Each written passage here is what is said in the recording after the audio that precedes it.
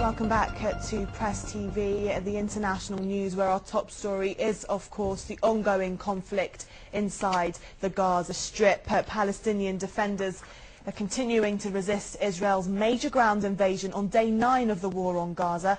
Heavy fighting has been reported in rural areas north of the Strip. Reports say Israelis have suffered heavy casualties, with at least 13 soldiers killed and dozens more wounded. But Israel says only 30 others have been wounded, 2 of them seriously. The Palestinian resistance movement Hamas says it has captured 2 Israeli army personnel, including a top commander, but the Israeli army denies the claim. Hamas also says it has destroyed 2 Israeli army tanks. Israeli Defense Minister Ehud Barak says the Gaza offensive will expand and intensify as much as necessary.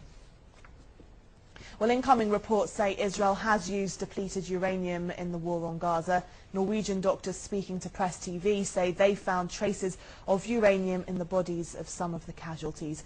Israel's ground incursion has so far killed at least 31 Palestinians. Medics say 23 people have been killed in attacks around Jabalia and Beit Lahia in the north of the Strip. 8 more were killed in an Israeli artillery strike. The victims were among a group of people who were trying to leave their homes and take refuge in a nearby school. Another Palestinian was killed near Khan Yunis in the south. Officials say many of the casualties are civilians. In the West Bank too, Israeli troops killed a Palestinian as he was protesting the war on Gaza.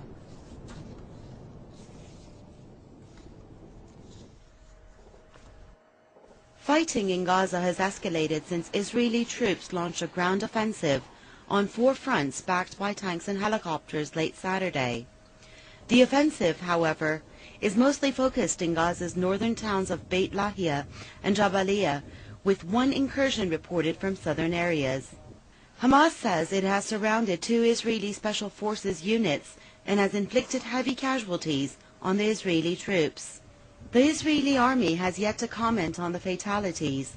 Israel's defense ministry has been calling up more reservists despite having thousands of ground troops in the heat of the battle. It says the operation could take a long time. Hamas officials have vowed to continue resistance and change Gaza into a graveyard for Israeli forces. Meanwhile, Israeli jets and gunboats continue to attack Palestinians in the besieged enclave. They have laid waste to large civilian residential areas, mosques, and infrastructure. Over 480 Palestinian civilians have been killed and some 2,700 others wounded during the Israeli onslaught against Gaza. The UN Secretary-General Ban Ki-moon has expressed disappointment over the invasion and has urged Israeli Prime Minister Ehud Olmert to immediately halt all ground operations. The Palestinian Authority chief Mahmoud Abbas has also warned that the offensive would have grave consequences for the Middle East. Well, members of the UN Security Council have failed to agree on a statement to call for an immediate ceasefire in Gaza. The United States has vetoed a Security Council statement calling for an immediate ceasefire in Gaza and southern Israel. The Palestinian Authority envoy to the UN, Riyad Mansour, has criticised the international body for failing to immediately end what he called the occupier genocide of Palestinians. And it is a sad and tragic moment when the Security Council cannot address this issue by at least demanding from Israel, the occupying power and the aggressor, to stop this aggression immediately. If people talk about the right of Israel for self-defense and to refer to it as an element in the Charter of the United Nations, it is also elements in the Charter of the United Nations of people, especially people living under occupation, to have the right for self-determination. So that when we quote from the Charter, we should not quote in a selective way. We should quote in a comprehensive way, as they say that Israel has the right to defend itself. We, the Palestinian people, have the right to put an end to occupation and to exercise self-determination and to establish our own independent state with Jerusalem, its capital, living in peace and security. The draft statement submitted by Libya had called for an immediate ceasefire and expressed serious concern over the ground invasion of the Gaza Strip.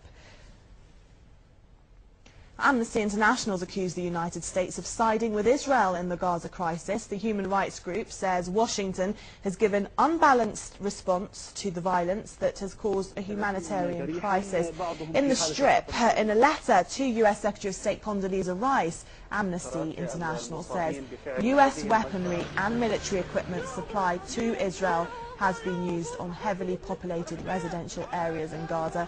The group says Washington must not ignore Israel's disproportionate attacks on the tiny coastal enclave. The US was also criticized for its role in the 2006 Lebanon war.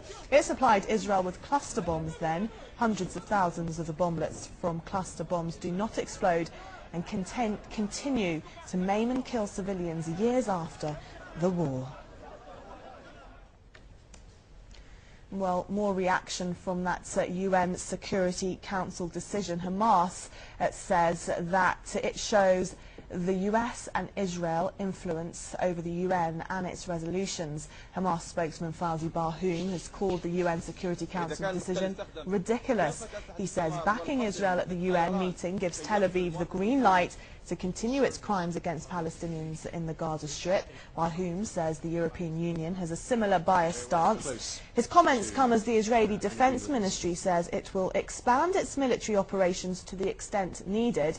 The Israeli cabinet is expected to hold a special meeting to discuss the issue within hours.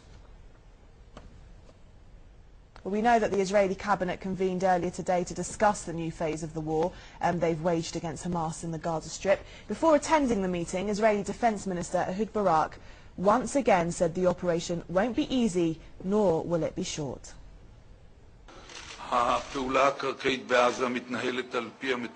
The ground operation is going as well as we planned.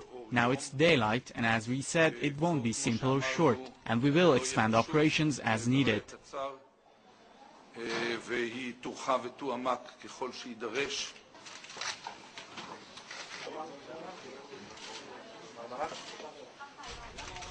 Well, let's go to our correspondent Ali Risk in Beirut. Ali, I'm being told that Osama Hamdan, a Hamas spokesman where you are, is currently giving a speech.